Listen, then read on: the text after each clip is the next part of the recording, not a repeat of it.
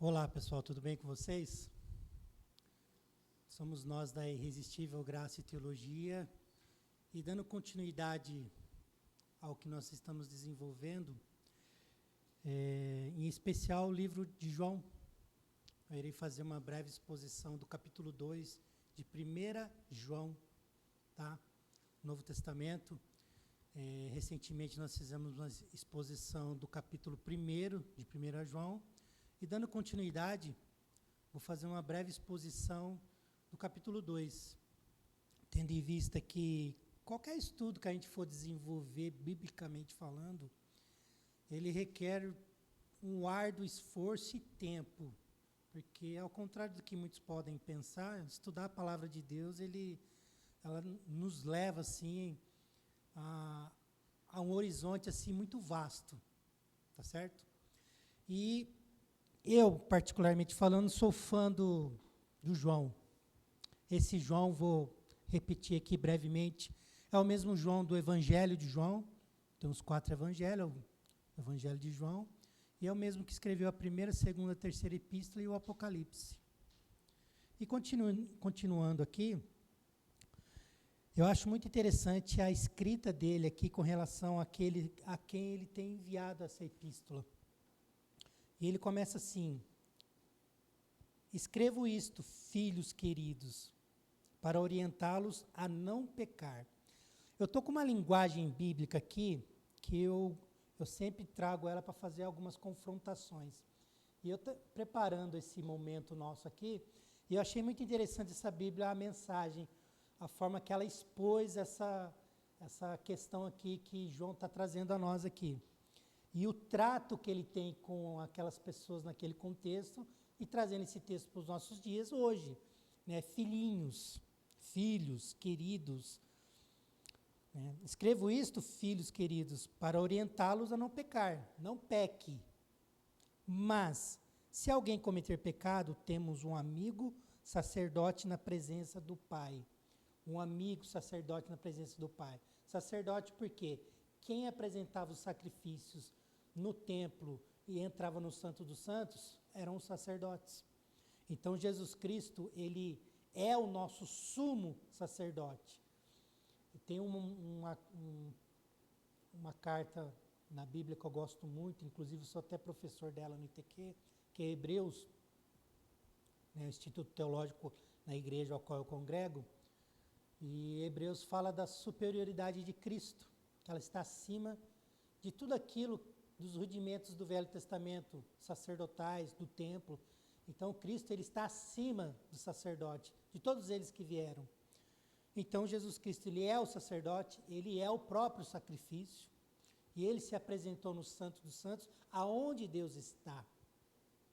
Então, imagine a magnitude, o tamanho dessa obra redentora de Cristo. Então, aí ele fala, o sacerdote na presença do Pai. Jesus Cristo, o justo. Justo porque não foi encontrado pecado, condenação. Não foi encontrado nada em Cristo que o desabonasse em qualquer circunstância, em qualquer momento da vida dele aqui na terra. Nada. Então foi um sacrifício, ele se fez sacrifício, e sacrifício este perfeito. Tá? Quando ele se entregou como sacrifício por nossos pecados, resolveu para sempre o problema do pecado. Não apenas os nossos, mas os do mundo inteiro. Então, assim, Jesus Cristo, ele resolveu definitivamente o nosso problema com o pecado. É interessante que o pecado, né, às vezes a gente tem que entender a questão do pecado. Aí não existe pecadinho nem pecadão, existe o pecado que te separa de Deus. Lógico que alguns pecados trazem mais consequências do que outros. Né? Então, aí a gente agrega um valor maior a este pecado, mas ele é pecado. Assim como vamos pôr aí, entre aspas, um pequeno pecado ou um grande pecado, é pecado. Então, o pecado, seja ele grande ou não, entenda o seguinte, todos eles nos dividem, nos separam. Existe um abismo entre o homem e Deus. E quem solucionou esse problema desse abismo? Foi Jesus Cristo. se fazendo homem, habitando entre nós, morrendo em nosso lugar. Porque a cruz era para cada um de nós. Entendeu? Então, uma conta precisava ser paga para que nesse abismo fosse construída uma ponte e que nos desse ou permitisse livre acesso ao Pai, a Deus. Então, essa ponte foi estabelecida. Então, nós temos livre acesso ao Pai. Nós temos livre acesso ao Pai em nossa casa, em nosso quarto. Né? Nós podemos buscar a face de Deus em qualquer lugar. Tá certo? Em qualquer lugar. Então, nós temos livre acesso ao Pai. Tudo bem? E esse sacrifício de Cristo, ele tem poder para alcançar a todos. Vai alcançar a todos? Infelizmente não, porque muitos negam a Cristo. Então não alcança quem nega Cristo. Como esse sacrifício vai alcançar quem nega o próprio Filho de Deus?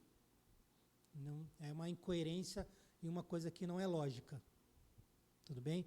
Mas entenda o seguinte, há poder no sacrifício. Poder este para alcançar a todos.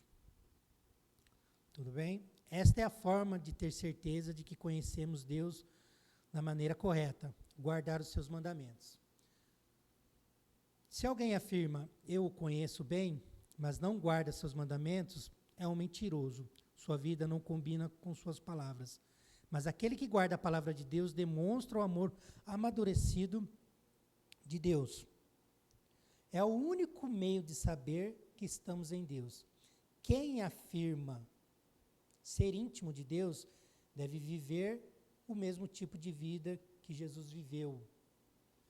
Então, se nós dizemos que amamos a Deus, servimos a Deus, louvamos a Deus, somos cristãos, caminhamos nos mesmos passos do Mestre, nós temos que fazer o que Ele fez. Tá? Mas exatamente tudo que Jesus Cristo fez? Não. A gente tem que praticar algumas coisas que foram deixadas por Jesus Cristo. Tá? Então, ter uma vida correta, uma vida íntegra, ser honesto, caráter, né? Não adulterar, não se embriagar, enfim. Temos que ter uma vida correta. Tá? Dessa forma, nós começamos a testificar daquilo que nós cremos. Então, se você crê na obra redentora de Cristo na cruz, automaticamente você vai se esforçar para praticar aquilo que Jesus Cristo praticou. Pelo menos se esforçar. E não ficar incorrendo constantemente nos mesmos erros. Mas você vai ter que se esforçar, você vai ter que buscar ajuda. Você tem que se empenhar em ter uma vida com Deus. E isso é esforço. Tudo bem? Meus amigos, não estou escrevendo nenhuma novidade. Esse é o mandamento mais antigo que temos. E vocês o conhecem muito bem. Sempre esteve implícito na mensagem que vocês ouviram. É interessante que João traz para nós aqui que ele alega que tudo aquilo que Jesus Cristo trouxe, a mensagem que Jesus Cristo trouxe, já estava estabelecido lá atrás no Velho Testamento. Porque as boas obras sempre foram ditas para serem feitas, pregadas, anunciadas. Basta os 10 mandamentos que foram escritos nas pedras, primeira vez por Deus, depois por próprio Moisés. Aqueles 10 mandamentos nos basta. Se a gente praticar aqueles 10 mandamentos à risca, nós mudamos uma sociedade inteira. Amar a Deus sobre todas as coisas e ao próximo como a ti mesmo. Amar a Deus sobre todas as coisas. Quem ama a Deus vai se preocupar em fazer a obra dele. É resultado, é consequência. Então, se você pratica o amor, amar a Deus sobre todas as coisas e ao próximo como a ti mesmo. Então, você ama a Deus e ama o teu próximo e ama você mesmo, nós resolvemos o problema da nossa sociedade. E isso está na Bíblia. Então, João está trazendo para nós coisas que já foram decretadas, foram ditas. Não há nenhuma novidade aqui. Ele não está apresentando assim algo realmente novo. Entendeu? O que é novo é a obra redentora de Cristo na cruz. Mas o que Cristo pregou já estava lá no Velho Testamento. Não é algo assim exorbitantemente novo. Trago para vocês uma nova mensagem, não. A única e exclusiva nova mensagem é os evangelhos. É Cristo crucificado e ressurreto. Essas são as boas novas. Ok? Então, quem ama a Deus, pratica as obras dele, né? Ele tem o desejo de caminhar com ele, estar com ele, fazer o que ele fez. Então, não tem uma fórmula mágica, são regrinhas básicas, tá certo?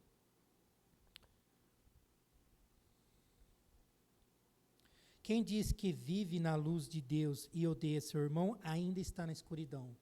Quem diz que ama a Deus e odeia teu irmão, odeia as pessoas, odeia o mundo, então ele não está na luz, ele ainda está nas trevas. E nele não há luz alguma. Tá? Quero lembrá-los, meus filhos, ó João aqui usando novamente a expressão, nessa Bíblia a mensagem, que é uma linguagem contemporânea, meus filhos queridos, de que os pecados de vocês foram perdoados em nome de Jesus. Vocês, veteranos, estavam no princípio e conhecem aquele que começou todas as coisas. Vocês, iniciantes. Os veteranos são os adultos e o iniciante aqui são os jovens. Conquistaram uma grande vitória sobre o maligno. Uma segunda lembrança, vocês conhecem o Pai por experiência pessoal. Vocês, veteranos, conhecem aquele que começou tudo. E vocês, iniciantes, quanta vitalidade e força! A palavra de Deus floresce em vocês. Sua comunhão com Deus os capacita a vencer o maligno. Então, os jovens, os iniciantes, aqueles que têm pouca idade ainda, são aqueles mais vigorosos dentro da igreja. Tá? Nessa outra Bíblia minha aqui, ela está escrita da seguinte forma. Eu vou reforçar isso aqui. Verso 14.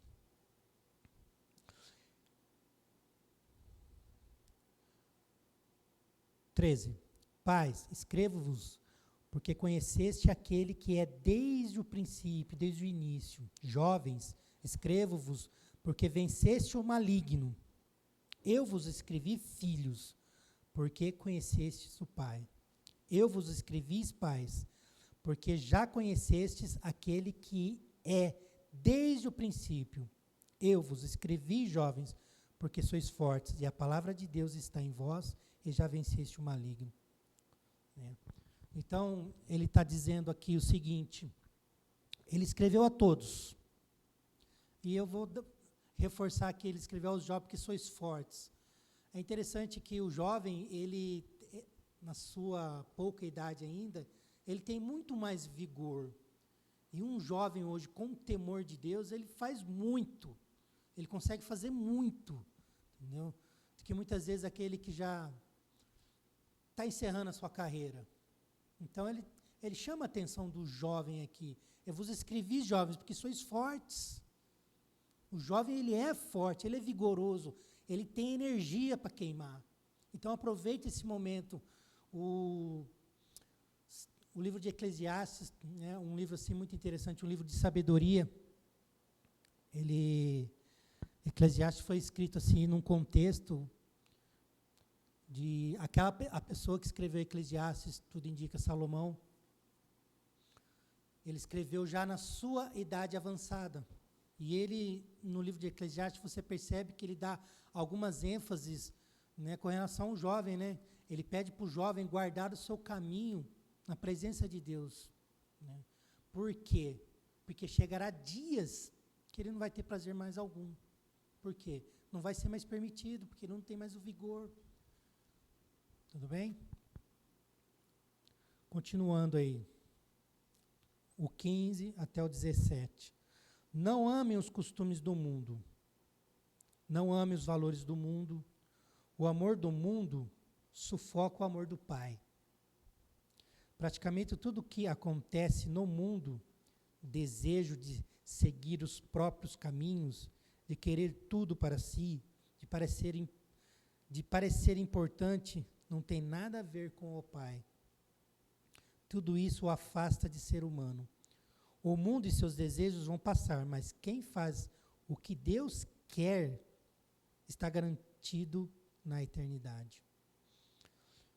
Interessante esses versículos aqui, que ele chama a atenção da gente não amar o mundo e as coisas do mundo. Mas o que seria esse mundo e as coisas do mundo propriamente dito? Porque nós estamos inseridos no mundo, nós fazemos parte do mundo. A gente tem que tomar cuidado com o que a Bíblia diz e o que a Bíblia não diz. Com as interpretações errôneas. Por quê? O que é esse mundo? O que nós entendemos esse mundo? O mundo, aqui nesse contexto, porque eu tenho meu trabalho, né?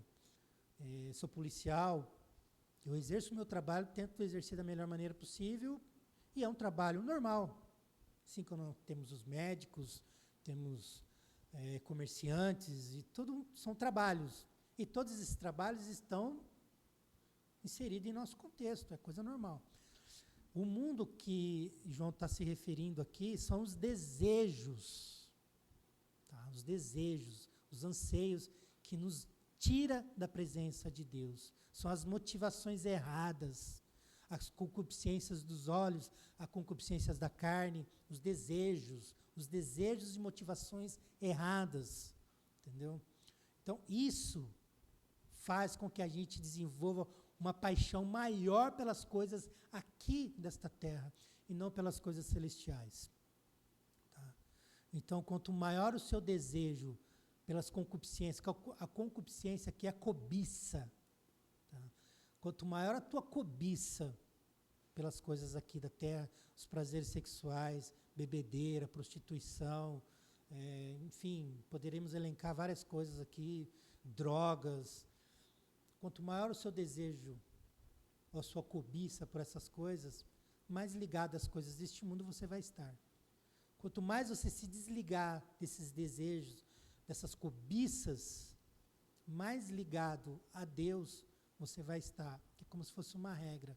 É lógico, você só vai se ligar às coisas de Deus se você se desligar das coisas aqui da terra, com relação à cobiça, e começar a ter uma vida com Deus, lógico.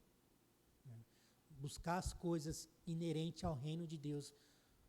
Aí, realmente, o desejo por Deus vai crescer dentro de você. Caso contrário, fica um pouco difícil. Tá certo? O 18. Filhos, o tempo está quase se esgotando. Vocês ouviram a notícia de que o anticristo está chegando. Bem, eles estão em toda parte. Há um anticristo em todo lugar. E por isso que sabemos que estamos perto do fim. Interessante aqui ele mencionando o anticristo, que, segundo um estudo um pouco mais escatológico aí, anticristo aqui, esse contexto exato aqui, são aquelas figuras que se levantam contra Deus, contra o Filho de Deus, contra Cristo. Então, vamos uma figura que, infelizmente, cometeu uma atrocidade, que ele tem uma prefiguração de um anticristo. Hitler, por exemplo, ele teve ele foi um anticristo. Tá? Ele deturpou totalmente a palavra de Deus, ele se autodenominou um Messias, e ele teve um papel preponderante aí na forma de um anticristo. Porque ele pregou contra os valores cristãos, ele pregou contra a Bíblia, ele pregou contra o próprio Cristo para estabelecer aquele império dele nazista. E cometeu as atrocidades que cometeu. Perseguiu o povo judeu, negros, deficientes físicos, deficientes com incapacidade intelectual, mandava matar todo mundo, que ele queria estabelecer a supremacia de uma raça, no caso a ariana. Enfim, ele foi uma forma de anticristo. Por isso que o texto está dizendo aqui que de vários anticristos. Então, de tempos em tempos, sempre se levantam, às vezes, personalidades, umas maiores do que as outras, e se colocam anticristo. Então, ele é anti, ele é contra, ele não quer que a mensagem da cruz, a mensagem de Cristo prevaleça. Porque nós bem sabemos e entendemos, meus irmãos, ao contrário do que muitos pensam, A palavra de Deus é um livro revolucionador. Ele traz uma revolução. E se a gente acompanhar isso ao longo da história, é um livro que liberta, é um livro que, se você se dedicar a estudar constantemente a palavra de Deus, você se torna uma pessoa mais intelectual. Por quê? Porque você vai se aprofundar nos estudos e isso vai proporcionar o que a você? Crescimento. Entendeu? Você é um leitor assíduo da palavra de Deus. A tua leitura vai melhorar. Aí você lê a Bíblia em várias linguagens. É a mesma palavra, meus irmãos, mas às vezes com algum entendimento um pouco melhor do que algumas outras, que tem... Você pegar o português nosso de 50 anos atrás, não é o mesmo português. Só que, lógico, todos os editores bíblicos, né, suas editoras, enfim, essa minha Bíblia aqui é da CPAD, a mensagem, agora eu não vou saber falar decora aqui, enfim, tem CPAD, tem Editora Vida, Vida Nova, Mundo Cristão, enfim, eles, para edição de uma Bíblia, para eles jogar uma Bíblia no mercado para ser vendida, demora coisa de, mais ou menos, se não me falha a memória, essa pentecostal foi mais de 10 anos, porque existe um cuidado para se colocar, e nós não estamos manuseando qualquer coisa, é a palavra de Deus, é isso que eu creio, é esse o propósito de nós estarmos trazendo esses vídeos a vocês, é porque é nisto que nós cremos, e a palavra de Deus tem poder para transformar uma sociedade, transformar uma cidade, transformar um contexto. Aplique ela, como o João está falando aqui, isso que eu estou escrevendo a vocês não são coisas novas, já existia lá atrás no Velho Testamento. Como citei aqui, basta os 10 mandamentos, você transforma uma cidade inteira, se bem aplicado. Né? Tudo certo? Continuando aí. Falei a figura do anticristo. Eu vou lá para o 22 e 23. Então, quem está mentindo aqui? Ora, aquele que nega que Jesus é o Cristo divino, é isto que faz um anticristo. Ele nega a figura de Cristo. Ele nega o Pai e nega o Filho. Então, quando você nega a Cristo, você já está negando a Deus. Quem nega o Filho não tem parte com o Pai. Mas afirmar o Filho é abraçar o Pai. Então, quando nós negamos a Cristo, nós estamos negando o Pai. Não tem como. E você não vai ser aceito perante Deus se você negar o Filho dele. É interessante que o nosso amigo João aqui, ele faz algumas exposições e ele trata aqui a Deus como Pai. Deixa eu só achar o versículo aqui. Ele trata a Deus como Pai. Mas por que ele faz referência a Deus como Pai e Deus não como juiz? Estudando até no capítulo anterior, quando ele faz essa exposição de chamar de Deus Pai, existe uma questão aqui que é muito interessante a gente trazer para vocês aqui. Que Deus Pai, em qual momento da nossa vida que Deus se torna nosso Pai definitivamente? Como eu acabei de falar aqui, quando você nega a Cristo, você nega o Pai. Você negou a Cristo, você negou o Pai. Você aceita Cristo, você está aceitando o Pai. Você aceita a obra de Cristo, você aceita o Pai. Mas até então, quando você não conhece a Cristo, Deus, ele é o que na tua vida? Juiz. Ele é juiz. Então, como Deus, ele é juiz na sua vida, você vai ser julgado. A partir do momento que você descobre a Cristo em tua vida e você aceita que ele se torna o teu redentor, porque é interessante que existe, como o João menciona aqui sobre a questão do pecado, então existe um abismo entre nós e Deus, um abismo. Cristo fez uma ponte, nós temos livre acesso ao Pai. Mediante esse abismo, antes da ponte, Deus, ele é o nosso juiz. Nós já estamos condenados. Porque existia uma conta a ser paga perante Deus pelos nossos pecados. Basta você olhar para a humanidade. A humanidade, desde que o homem é homem, sempre vai de mal a pior. Desde que o homem é homem, a sociedade ela vai de mal a pior. A gente tenta se reorganizar, ser melhores, mas enfim.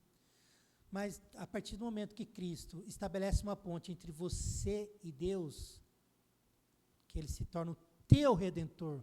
Então, assim, você reconhece que Cristo é o teu redentor, que ele é o teu salvador, e que ele estabeleceu uma ponte entre você e Deus, Deus passa a ser teu pai. Ele deixa de ser juiz e passa a ser pai. É essa intimidade que João tenta nos transmitir através dessa epístola aqui, o capítulo 2. Toda ela, mas aqui o que nós acabamos de explanar para vocês. Então, Deus ele se torna o teu pai. E é interessante, mas basta você, eu sou pai de um garoto de 17 anos. Então, eu tenho um relacionamento com o meu filho, o Natan. Eu tenho um relacionamento com ele. E o meu relacionamento com o meu filho não é como juiz, é como pai. Eu não consigo exercer juízo sobre o meu filho. O que eu consigo como pai é corrigi-lo. E Deus age dessa mesma forma com a gente. Então, Deus constantemente, ele quer nos corrigir. Quando você vai para o livro de Tiago, que Tiago fala sobre a tentação e a aprovação, nós somos provados constantemente. As lutas vêm, são diárias, e isso é para quê? Para forjar o nosso caráter. E é Deus sendo pai, porque se Deus for juiz sobre a tua vida, nós já estamos condenados. Então, quando você aceita Cristo, você reconhece a Cristo, Deus ele deixa de ser juiz e passa a ser pai na sua vida. Porque aí você é enxertado na árvore e você passa a ser co-herdeiro com Cristo. Cristo é herdeiro de todas as coisas criadas, as visíveis e as invisíveis. Nada do que foi feito sem Ele, e tudo foi feito por meio dEle. Então, por meio de Jesus Cristo, que se fez homem, habitou entre nós, morreu, morte de cruz, então Ele conquistou tudo isso para você, aí você o nega, Deus te negará. Deus não vai te reconhecer. Então, essa é a mensagem, este é o propósito de tudo isso daqui, de nós estudarmos, de nós nos dedicarmos, de investirmos nisso e ensinar as pessoas. O propósito da irresistível graça e teologia, né? A graça que nós não podemos suportar, e essa maravilhosa teologia desenvolvida que Deus se revela a nós, é isso que nós queremos transmitir a você, que existe um Deus que quer se revelar a você, mas se você negar o Filho, Ele jamais se revelará a você. Ele jamais irá constituir alguma coisa com você enquanto você negar o Filho. Tá? Enquanto você negar o Filho, Deus te negará e você não vai ser reconhecido como herdeiro. Tudo bem? Então, seja filho. O que você precisa para ser filho? É Cristo. O caminho é Cristo. Só existe um caminho que nos leva a Deus. Esse caminho se chama Jesus Cristo. Tudo bem? Pra gente, já estou encerrando já, hein? Deixa eu ver aqui onde eu parei aqui.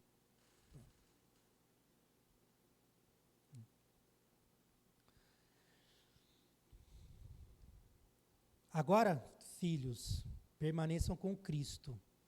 Vivam plenamente em Cristo. E estaremos prontos quando Ele se manifestar. Prontos para recebê-lo de braços abertos, sem motivo de vergonha e sem desculpas esfarrapadas. Uma vez que vocês estão convencidos de que Ele é correto e justo, não terão dificuldade de reconhecer que todos os que praticam a justiça são os verdadeiros filhos de Deus. Eu vou abrir um parênteses aqui para me encerrar. Aqui, o último versículo. Uma vez que vocês estão convencidos de que Ele é correto e justo, não terão dificuldades de reconhecer que todos os que praticam a justiça são os verdadeiros filhos de Deus. Temos que praticar a justiça e desenvolver a justiça. Sabe, eu, como policial, eu tenho um problema com essa palavra justiça aqui. Eu passei por uma faculdade de Direito e eu percebi que dentro daquele campus acadêmico, né, a coisa que mais se discutia ali era a questão de justiça. Ah, eu quero justiça, justiça, justiça. Beleza, eu acho muito legal as pessoas buscarem justiça. Não que elas não tenham direito, através daquilo que o homem construiu até hoje, mas se busca um direito. Mas essa verdadeira justiça incontaminada, perfeita, nós só iremos encontrar em Deus, que Ele se fez justiça através do Filho dEle. Então nós fomos justificados perante o Deus perfeito. Eis a grande diferença da justiça de Deus e a justiça dos homens. A justiça dos homens, muitas vezes, ela vem assim, recheada das nossas concupiscências, dos nossos desejos. Porque às vezes você quer uma justiça para satisfazer o quê? A mensagem do Evangelho, muitas vezes, é perda. É um contrassenso. Eu acho muito interessante que o Evangelho, que é apresentado a nós, através dos escritos bíblicos, ele é um contrassenso. Ele provoca escândalo no meio da sociedade. Ah, Daniel, mas você está falando que a gente não pode buscar algumas coisas perante a justiça? Não pode, não só pode como deve. Se você acha que é um direito seu, busque. Mas eu quero deixar bem claro aqui que existe uma grande diferença entre a justiça de Deus e a dos homens. A de Deus é uma justiça perfeita. E Deus se fez na pessoa do seu Filho justiça por nós que não éramos merecedores. Percebeu a diferença? Então, às vezes você acha que você tem direito. Amém? Corra atrás dos seus direitos, com certeza. Mas percebam que o Deus perfeito, que se fez justiça na pessoa do seu Filho, se fez justiça para nos alcançar a nós, que não éramos merecedores. Nós não éramos merecedores de nada, absolutamente nada, porque havia um abismo que nos separava de Deus. E Deus se faz justiça para satisfazer a sua perfeição, os seus atributos. Então, algo precisava ser satisfeito em Deus. Então, a gente parte de um pressuposto do quê, meus irmãos? Que nós servimos e adoramos a um Deus perfeito e justo em tudo. E esse Deus perfeito e justo em tudo se fez justiça na pessoa do seu Filho, para que nós pudéssemos estabelecer uma aliança. Mas se você negar o Filho, Deus te negará. Ele não vai te reconhecer. Se você aceitar o Cristo e a obra dele, você será aceito por Deus e se tornará co-herdeiro com Cristo Jesus. Amém? Deus abençoe a vida de cada um de vocês. Nos acompanhe nas nossas redes sociais, canal no YouTube. Irresistível, Graça e Teologia. Tá bom? Deus abençoe e até a próxima. Em nome de Jesus. Amém.